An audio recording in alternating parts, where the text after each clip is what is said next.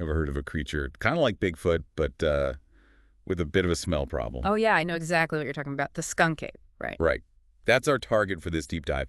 The skunk ape, or how it's sometimes called, the Florida Bigfoot. It's this legendary creature said to roam around the swamps and forests of, well, you guessed it, Florida, mostly. Mostly Florida, yeah. We're going to be looking at some excerpts from its Wikipedia page, which, by the way, covers a ton of ground. It really does. You've got historical accounts, modern sightings, even pop culture appearances. It's all there. So we'll be sifting through all that for you, our listeners, kind of like your own personal skunk ape research team. We'll try to figure out what this creature might be, if it's real at all, and see how it fits into the whole, cultural landscape of Florida. That's the mission. Separate fact from fiction, folklore from maybe something more tangible. Exactly. Now, when people talk about the skunk ape, what are they picturing? What does this thing look like? Well, most reports describe it as bipedal, so walking upright on two legs. And it's usually said to be pretty big, like 5 to 7 feet tall. 5 to 7 feet, that's pretty tall. Yeah, no kidding. And then, of course, you have the hair. It's almost always described as covered in thick, shaggy hair, usually a kind of reddish-brown color. Reddish-brown, okay. And hairy, so it's starting to sound a bit like, the classic Bigfoot. The comparison is definitely there. Like, if Bigfoot had a southern cousin, that'd be the skunk ape. But it's often said to be a bit smaller than Bigfoot. Smaller, right. But definitely not less noticeable, I'd imagine, considering the name. Yes, the smell. That's the skunk ape's calling card. It's named for the incredibly strong, foul odor that people often report smelling before or during a sighting. Like, really, really bad. So a smaller, stinkier Bigfoot roaming the Florida swamps. Got it. But this isn't just some recent internet fad, is it? I get the feeling the story goes way back. Yeah, you're right. The term skunk ape might be newer, but stories of big, hairy creatures in the southeast, those go back centuries, even before European settlers arrived. Really? So even the Native Americans had legends about something like this? It seems so. The Seminole people, for example, they have stories about a creature called Esti Kapkaki, which translates to something like furry tall man or hairy giant. Some researchers think this could be an early version of the skunk ape legend. Wow, so the roots of this thing run deep. Okay, let's jump into some specific reported sightings. Where do we start on the timeline? Well, there's an interesting one from 1929 at the Perky Bat Tower in the Florida Keys.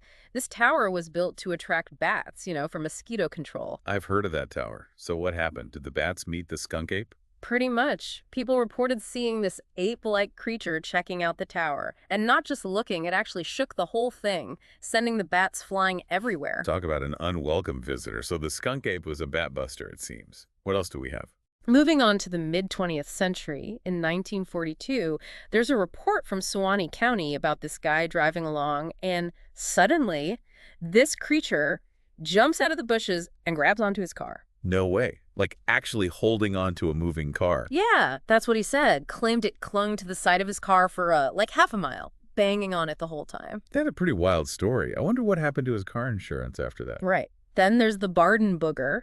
That's what people in this little town in Putnam County called this creature that was supposedly seen around there starting in the 1940s. Barden Booger. Catchy name. And in the 60s, Central Florida had its own wave of sightings, especially around Alachua and Marion counties. There's even a story about a family who kept seeing this thing near their house, one time even peering through their window. Okay, that's just creepy. Peeking in at night. I wouldn't be sleeping too soundly after that. I wouldn't either. But it seems things really picked up in the 50s through the 70s. The BFRO, the Bigfoot Field Researchers Organization, they've got hundreds of reported skunk ape sightings from almost every county in Florida, starting in 1955. Hundreds of reports. Across practically the whole state. Wow. Yeah, it was a busy time for skunk ape enthusiasts. In the 70s, that seems to be when things really went, mainstream. Like, there was this incident with 2 sheriff's deputies in Palm Beach County. Sheriff's deputies? So this isn't just like random folks calling in anymore. Right. These deputies, they claimed they were being stalked by a skunk ape in the woods. They even said they fired their guns at it and found hair stuck on a fence like it had brushed past. Wow, a skunk ape shootout. Ah. That's intense. And was that around the time the name skunk ape really stuck? Exactly. It was all over the news, not just in Florida, but even in national papers. So yeah, the 70s were the skunk ape's time in the spotlight. So from local legend to headline news. And what were these skunk apes up to besides, harassing cops? Well, there were stories of them breaking into houses, stalking people, even killing livestock. A farmer claimed a skunk ape killed a horse and a bull. Jeez, that's scary stuff. Sounds like it wasn't just a smelly nuisance, it was dangerous too. Yeah, it was definitely causing some trouble. One police officer even said he hit a skunk ape with his car, which, sparked a whole investigation. A police Yeah. chase. Did they ever catch the thing? Sadly, no. No skunk ape was ever captured. Despite all the searches and investigations, it always managed to stay one step ahead. A true master of hide and seek. And then there was that whole thing in the Florida legislature, right? Did they try to pass a law about skunk apes? They did. In 1977, someone actually tried to make it illegal to harm or capture anthropoids or humanoid animals, which basically meant skunk apes. Wow, talk about taking it seriously. Did it become a law? Nope, it didn't pass. Too bad. Maybe the skunk ape had some lobbyists working against it. Yep, okay. Let's fast forward a bit. What about more recent sightings? Well, the Everglades seem to be a hot spot for skunk ape activity. There have been a lot of reports from tour guides and their passengers. Makes sense. Lots of swamps and wilderness for a creature like that to hide in. In 1997, this tour guide, David Shealy, he reported that something had raided his bait stations, which were full of lima beans. Lima beans. So maybe the skunk ape isn't such a picky eater after all. He also found strange tracks around there, and after he put out more bait, people started seeing what they thought was a skunk ape in the area. So they were drawn to the lima beans. Like, hey, free snacks. Maybe. There was also a lot of flooding that year, so maybe the skunk ape and other animals were forced into higher ground closer to where people were. So the skunk ape was just trying to find a dry place to hang out and grab a snack. Makes sense, I guess. But what about pictures? Any actual photographic evidence of this thing? There are a couple of famous cases. In the late 90s, the guy in charge of the Big Cypress National Preserve, Vince Dewar, he said he saw a skunk ape crossing the road and managed to take a picture of it. A park ranger with a camera? That's got to be a good sign. And get this. After that picture supposedly got out, there was a huge spike in sightings in the area, like over 50 reports in just a couple of weeks. Wow. People must have really been looking for it after that. Then, in 2000, the Sarasota County Sheriff's Office got these two photos of a big hairy creature from some anonymous lady. They called it the Miyaka skunk ape. I've seen those photos. Pretty blurry, but definitely something strange in them. Yeah, they're pretty famous in the skunk ape world. Some people think they're fake, that the creature looks like a Bigfoot statue from a Ripley's Believe It or Not museum. That's a good point. But what do the believers say? They point out that there are little differences between the photos, like in the creature's posture and the way its fur looks. They say it wouldn't be like that if it was just a statue. So the debate goes on, and it's not just an old story, is it? People are still seeing this thing today. That's right. Since 2010, there have been reports from 48 out of Florida's 67 counties.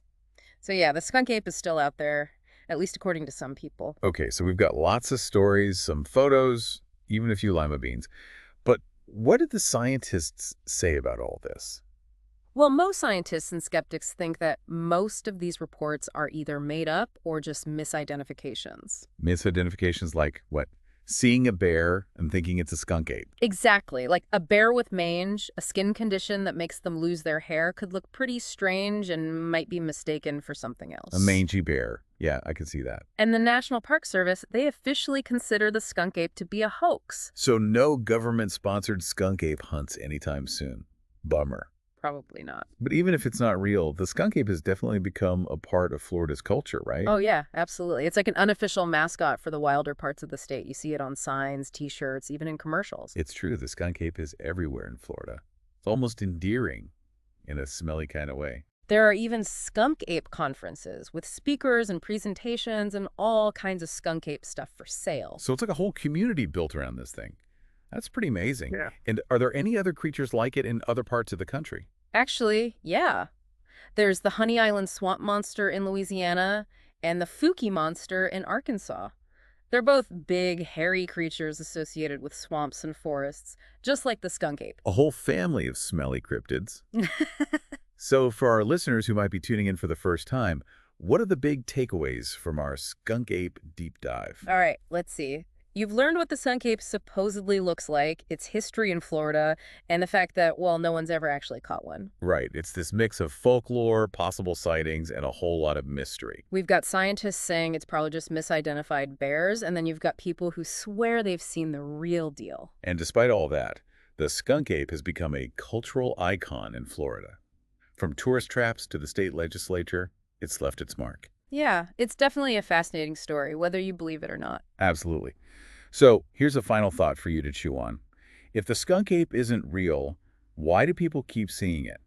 Why does this legend persist, even in the face of scientific skepticism? It makes you wonder, doesn't it? Maybe it's because we humans, we have this deep need to believe in something bigger than ourselves, something mysterious and unknown lurking out there in the shadows. Or maybe it's just because we love a good, stinky mystery. You got that right. Thanks for joining us for this deep dive into the legend of the skunk ape. Until next time, keep your eyes peeled and your nose. Well, maybe not. Maybe hold your breath on that one. You've been listening to The Deep Dive. See you next time.